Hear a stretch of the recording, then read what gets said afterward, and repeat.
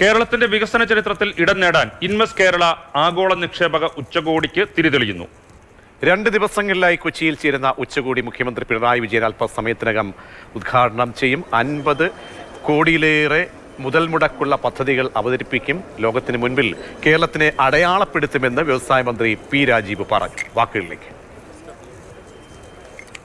26 രാജ്യങ്ങളിലെ നയതന്ത്ര പ്രതിനിധികൾ പങ്കെടുക്കുന്നു എന്നുള്ളതൊരു ചരിത്ര സംഭവമാണ്. അത് വലിയ തോതിലുള്ള ഒരു മാറ്റം നമ്മുടെ ഈ അന്തരീക്ഷത്തിൽ വന്നിരിക്കുന്നു. കേരളത്തിലേക്ക് ലോകം നോക്കുന്നു.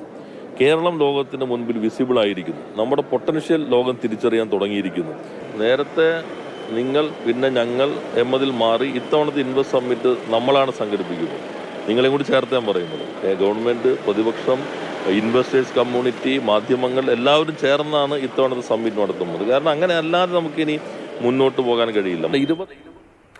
എന്തായാലും നമ്മുടെ വ്യവസായ മേഖലയെ സംബന്ധിച്ചോളം ഒരു പുതിയൊരു കാഴ്ചപ്പാടിലേക്ക്, ചുവടുവയ്പ്പിലേക്ക് നീങ്ങണം. കാരണം ചുവപ്പ് നാട, ഒരുപാട് പ്രശ്നങ്ങൾ, ഒരു വ്യവസായം സംരംഭം നാട്ടിൽ തുടങ്ങിയാൽ ഉണ്ടാകാവുന്ന നേരിട്ട് കൊണ്ടിരിക്കുന്ന ഒരുപാട് പ്രശ്നങ്ങളുണ്ട്, അന്തരീക്ഷങ്ങളുണ്ട്. അപ്പോൾ അത്തരത്തിലുള്ള ലൈസൻസ്, മറ്റ് അനുമതികൾ, ഈ കാര്യത്തിലൊക്കെ കിട്ടുന്നതിന് ഒരുപാട് നൂലാമാലകൾ ഉണ്ടായിരുന്നു. അത് കുറച്ച് നാളായിട്ട് പല സർക്കാരുകളുടെ സമയത്തു നിന്നായിട്ട് ലഘൂകരിച്ചുകൊണ്ടിരിക്കുകയാണ്. അത് ഇത്തവണ കുറച്ചുകൂടി ഈ ഒരു സമ്മിറ്റിൽ ട്രേഡ് യൂണിയൻ നേതാക്കൾ കൂടി പങ്കെടുക്കും. അല്ല, ട്രേഡ് യൂണിയൻ മാത്രമല്ല, പോസിറ്റീവായിട്ട് കാണേണ്ട കാര്യം പ്രതിപക്ഷം ഒരു തീരുമാനമെടുത്തു. ഈ ആഗോള നിക്ഷേപക സംഗമത്തിന്റെ ഭാഗമാകാൻ തീരുമാനമെടുത്തു. അത് തന്നെ ഇൻവെസ്റ്റേഴ്സിന് കൊടുക്കുന്ന ഒരു സന്ദേശം. അത് ഏത് കാലത്താണെങ്കിലും ഗോവിന്ദ മാഷ് സംസാരിക്കുന്നു.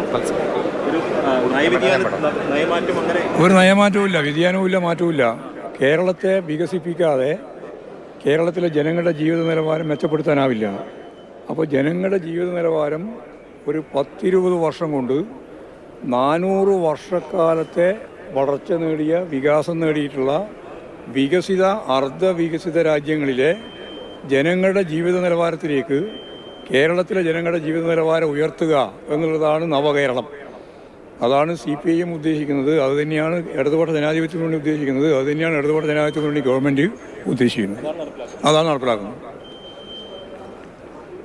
സർക്കാരിന്റെ അല്ലെങ്കിൽ എന്തെങ്കിലും തരത്തിലുള്ള നയമാറ്റം അങ്ങനെയുള്ള കാര്യങ്ങളൊന്നും ഇല്ല എന്നാണ് ഗോവിന്ദ മാഷ് പറയുന്നത്. ഞാൻ നേരത്തെ പറഞ്ഞത്, ഈ പ്രതിപക്ഷം നൽകുന്ന സന്ദേശം, ഈ ഇൻവെസ്റ്റേഴ്സായിട്ട് വരുന്നവർക്ക് നൽകുന്ന ഒരു കോൺഫിഡൻസ് എന്ന് പറയുന്നത്, പ്രതിപക്ഷത്തിന്റെ കൂടി സഹകരണം എന്ന് പറയുന്നത് വളരെ പ്രധാനപ്പെട്ടതാണ്. ആ ഒരു കാര്യത്തിൽ തന്നെ ആയിരിക്കണം പ്രതിപക്ഷവും ഇങ്ങനെ സഹകരിക്കാൻ തീരുമാനിച്ചത്. അത് വളരെ പോസിറ്റീവായിട്ടുള്ള ഒരു കാര്യമാണ്. ഇന്നിപ്പോ അല്പസമയത്തിനുള്ളിൽ മുഖ്യമന്ത്രി ഉദ്ഘാടനം ചെയ്യും. കേന്ദ്രമന്ത്രി പീയൂഷ് ഗോയൽ അടക്കമുള്ളവർ ഈ നിക്ഷേപ സംഗമത്തിൽ പങ്കെടുക്കുന്നുണ്ട്. അരുൺ ശങ്കർ ചേരുന്നുണ്ട്. അരുൺ, അങ്ങനെ സംവാദം, സംരംഭങ്ങൾ, സാധ്യതകൾ, വിശാല കാഴ്ചപ്പാടോടുകൂടിയുള്ള ഒരു സമ്മിറ്റാണ്. അപ്പോൾ ആരൊക്കെയാണ് പ്രധാനപ്പെട്ട അതിഥികൾ, അല്ലെങ്കിൽ ഈ ചർച്ചകളിലൊക്കെ പങ്കെടുക്കുന്ന എത്രത്തോളം രാജ്യങ്ങളിൽ നിന്നുള്ള ആളുകൾ ഒക്കെയുണ്ട്? വ്യവസായ പ്രമുഖർ ആരൊക്കെയാണ്? എപ്പോഴാണ് മുഖ്യമന്ത്രി ഔദ്യോഗികമായി ഉദ്ഘാടനം നിർവഹിക്കുക?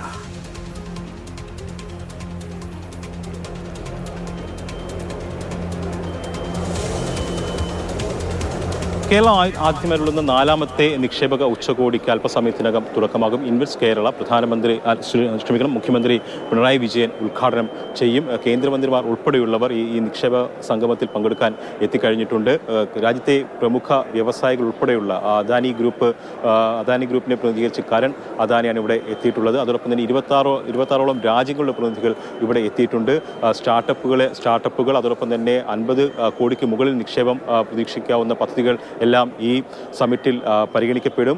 മന്ത്രി രാജീവ് പറഞ്ഞൊരു കാര്യമെന്ന് പറയുന്നത്, മുൻപൊക്കെ നിങ്ങൾ എന്ന രീതിയിലായിരുന്നു എല്ലാം പോയിരുന്നത്. പക്ഷേ ഇക്കുറി നമ്മളാണ് ഈ നിക്ഷേപക സംഗമം നടത്തുന്നത്. അതിൽ ഗവൺമെൻറ്റുണ്ട്, പ്രതിപക്ഷമുണ്ട്, അതോടൊപ്പം തന്നെ മാധ്യമങ്ങളുണ്ട്, മറ്റ് എല്ലാവരും വ്യവസായികളുണ്ട്. എല്ലാവരെയും ഉൾക്കൊണ്ടുകൊണ്ടുള്ള ഒരു സമ്മിറ്റാണ് കൊച്ചിയിൽ സംഘടിപ്പിക്കുന്നത്. 2 ദിവസം നീണ്ടു നിൽക്കുന്ന സമ്മിറ്റിൽ എത്രത്തോളം പദ്ധതികൾക്ക് അംഗീകാരം നൽകും എന്നുള്ളത് 2ാമത്തെ ദിവസം മാത്രമേ വ്യക്തമാകുള്ളൂ. പക്ഷേ വലിയ രീതിയിലുള്ള ഒരു ആവേശം ഈ ഇൻവെസ്റ്റ്മെൻറ്റ് മീറ്റിൽ പ്രകടമായിരുന്നു.